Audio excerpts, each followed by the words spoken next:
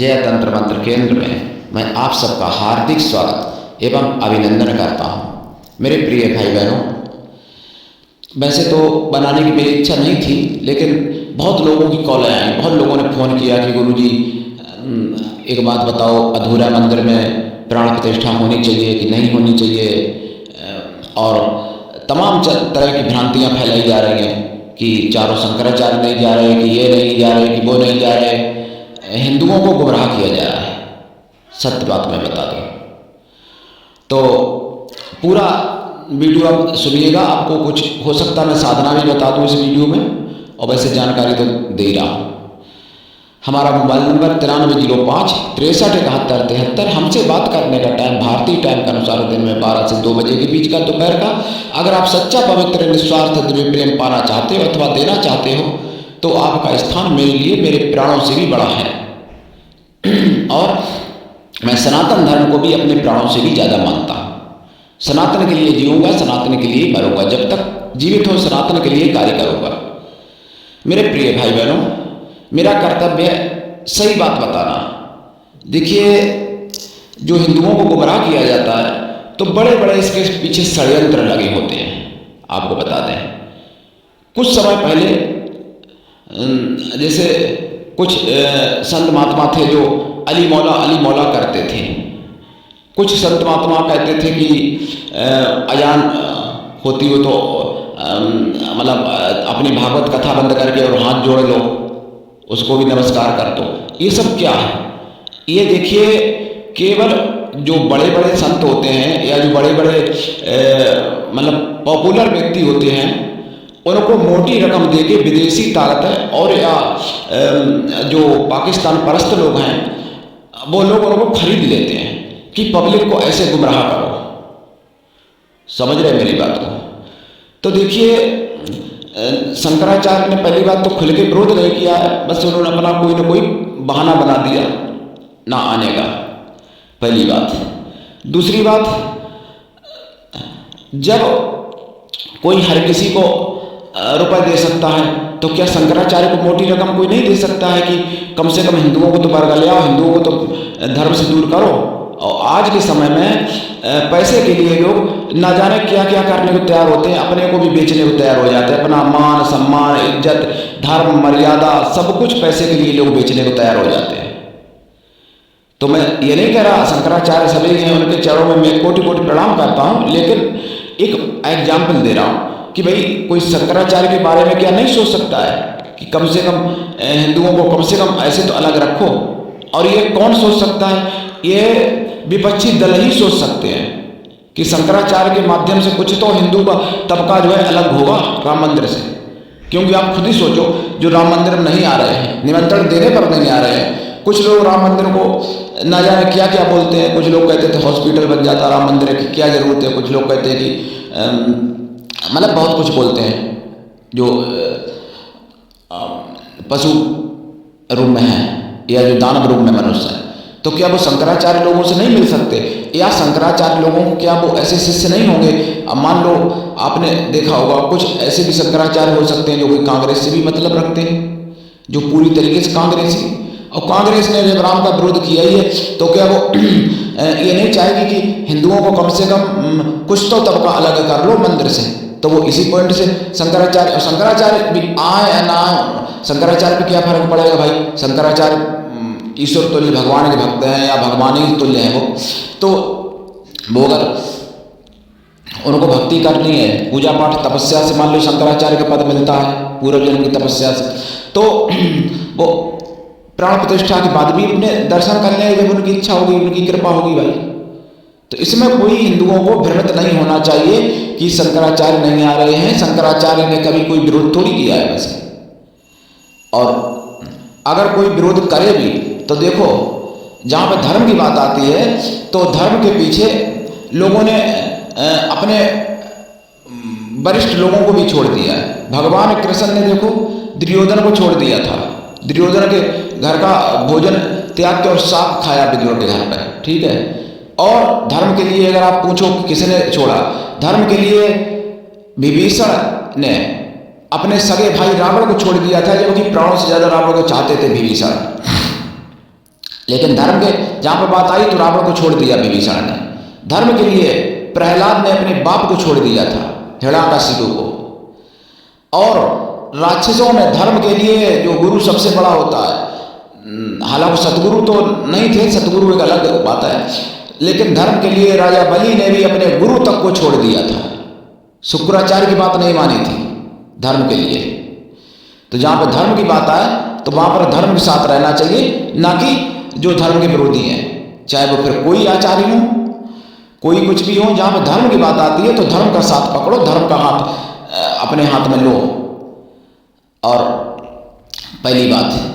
दूसरी बात मैं आपको बता दूं कि रामानुज संप्रदाय, वो भी तो एक रामानुजाचार्य संप्रदाय के भी तो महंत हैं, वो भी तो शंकराचार्य की समकक्षता रखते हैं, उन्हीं की बराबर रखते हैं अपना गरिमा। तो जब वो शामिल हो रहे हैं, वो जब सब कुछ उनका मैटर है, तो फिर शंकराचार्य अगर नहीं आ रहे हैं तो, या आ रहे अपने घर में भी कोई शादी विवाह होता है तो सबकी एक राय नहीं हो जाती है एक साथ। कभी कभार ऐसा होता है कि राय किसी की है किसी की नहीं है, तो भी वो कार्य किया जाता है। तो इसमें इस बात को नहीं किसी को सोचना चाहिए कि शंकराचार्य महाराज नहीं जा रहे, शंकराचार्य के चरणों में कोटि कोटि प्रणाम। अगर वो नहीं जा रहे कोई बात नहीं भाई, उनकी कृपा होगी तो वो जाएंगे भाई, उनके भी तो राम हैं। और जो राम को अपना नहीं मानता है तो वो बिल्कुल नहीं जाएगा, कभी नहीं जाएगा भाई, ऐसा भी हो सकता है। या अभी नहीं जा रहे, देखिए हम लोग इतने योग्य नहीं हैं जो कि निमंत्रण दिया जाए, फिर भी भगवान के कार्य में निमंत्रण मिला। और फिर निमंत्रण मिलने के बावजूद भी जो नहीं जा रहे हैं, मैं उनके बारे में बस कुछ नहीं कह सकता, उन्हें यही कह सकता है कि उनका भाग्य ठीक नहीं है। दूसरी बात और आपको बता दें कि हिंदुओं को तोड़ने के लिए बहुत षड्यंत्र होंगे, बहुत धरने होंगे, बहुत धमाके होंगे। अभी एक चैनल पर सुन रहा था 2 दिन पहले, एक शंकराचार्य कांग्रेस की बहुत ज़्यादा बड़ाई कर रहे थे, जबकि कांग्रेस का जब से रचना हुई तब से अभी तक का इतिहास उठा के देख लीजिए।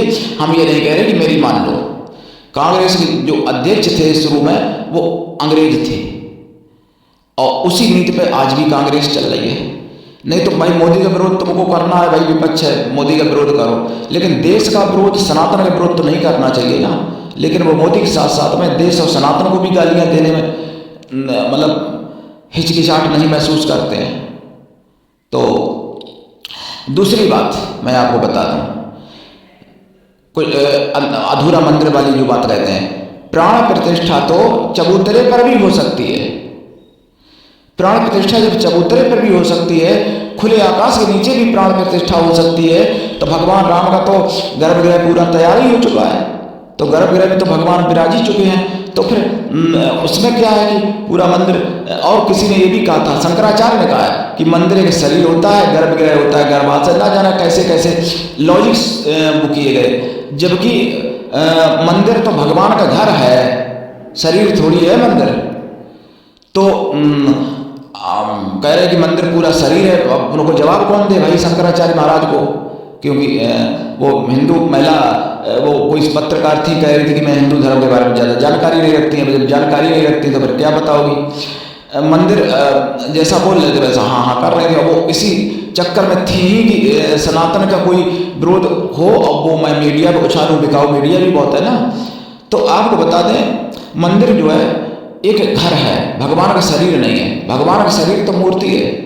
उन्होंने कहा था कि भगवान की आत्मा है मूर्ति और मंदिर घर है। भैया मतलब मंदिर शरीर है भगवान को, उन्होंने बोल दिया शंकराचार्य जी ने।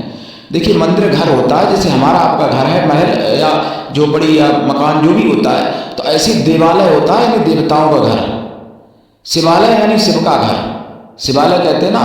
उन्होंने कहा कि देवालय में देवताओं के कई समूह रहते हैं, ये भी बात सत्य है, देवालय में कई समूह रहते हैं, लेकिन फिर शिवालय में शिव के कितने समूह रहते हैं, शिवालय भी तो कहा जाता है।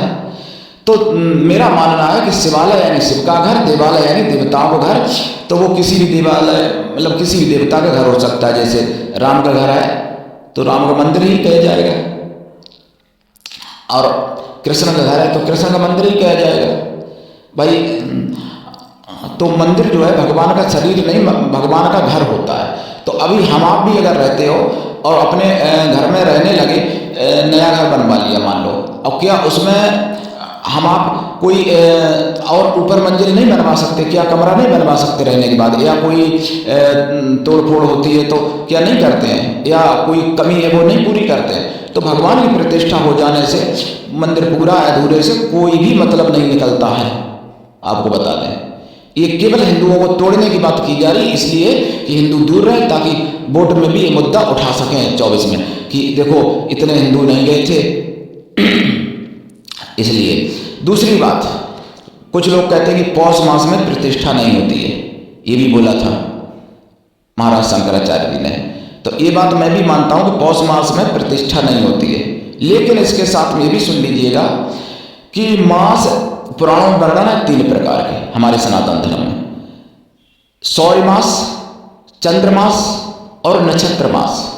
तो नक्षत्र मास नक्षत्र से शुरू होता है, नक्षत्र से बदलता है, मतलब अश्विनी मास से, अश्विनी नक्षत्र से, मतलब अश्विनी नक्षत्र पहला है, अश्विनी नक्षत्र से शुरू होता है नक्षत्र मास और रेवती नक्षत्र तक चलता है।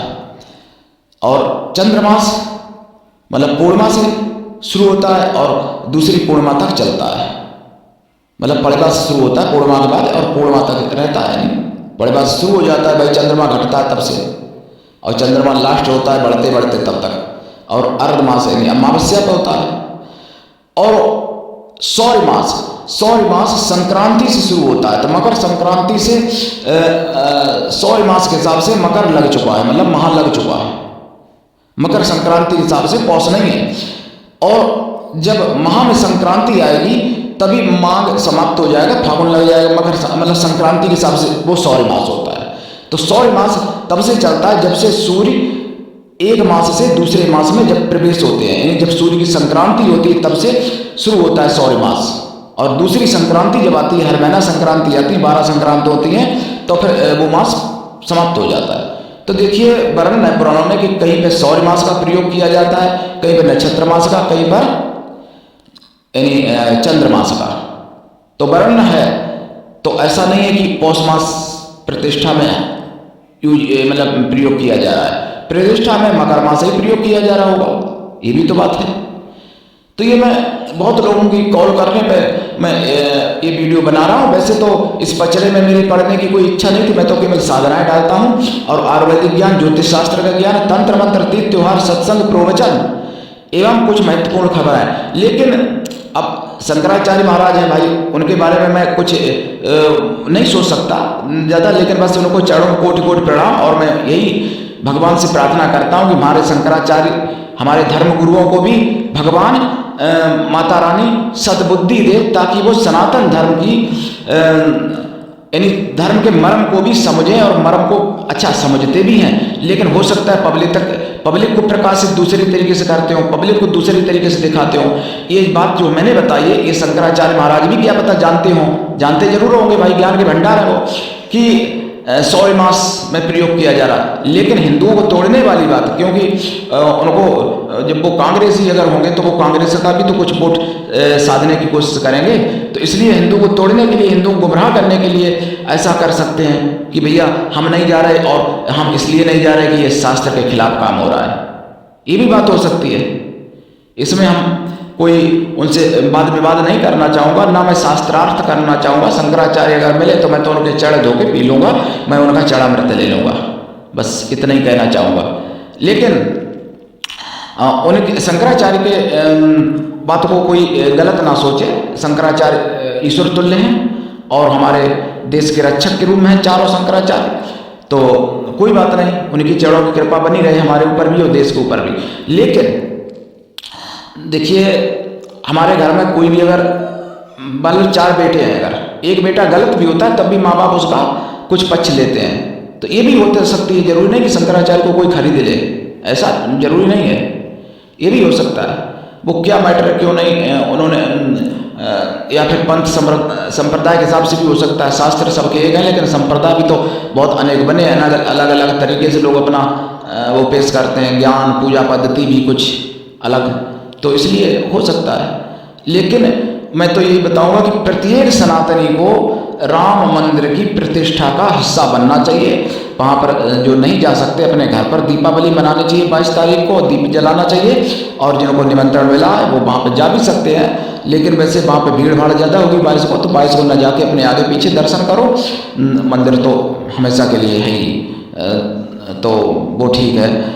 लेकिन किसी को राम मंदिर की प्राण प्रतिष्ठा का विरोध नहीं करना चाहिए, और जो विरोध कर रहे हैं उनके पास या तो ज्ञान नहीं है, और या फिर वो हिंदुओं को तोड़ने के लिए जानबूझ के विरोध कर रहे हैं। मतलब ज्ञान होते हुए भी उसको समाज की नज़र में नहीं मान रहे, अपने मन में केवल मान रहे होंगे, ऐसा भी हो सकता है। तो मेरे प्रिय भाई बहनों, इससे आप लोग समझ सकते हैं। बहुत लोगों ने जब कॉल की तो मैंने बना दिया वीडियो, वैसे तो बनाने की इच्छा नहीं थी, और आप ये वीडियो अधिक से अधिक लोगों तक पहुंचाइए, सभी हिंदू भाई बहनों को दिखाइए, और हमारे चैनल को सब्सक्राइब करके रखिए।